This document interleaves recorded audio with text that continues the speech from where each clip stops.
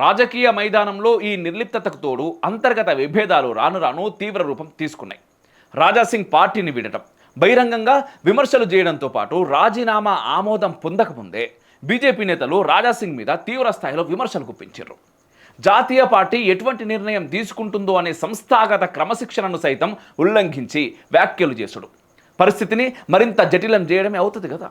అధ్యక్ష ఎన్నికకు పూర్వం విభేదాలు, విమర్శలు, వర్గపోరును అర్థం చేసుకోవచ్చు. కానీ అధిష్టానం అధ్యక్ష పదవి ఎంపికను పూర్తి చేసింది.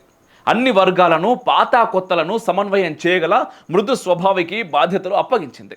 అంతా చల్లారిందనుకునే సమయంలో బండి, ఈటల పరస్పర విమర్శల పర్వం, రాజాసింగ్ మీద కొంపెల్ల మాధవిలత చేసినటువంటి వ్యాఖ్యల పర్యవసానం ప్రతిష్టను మరింత దిగజార్చింది.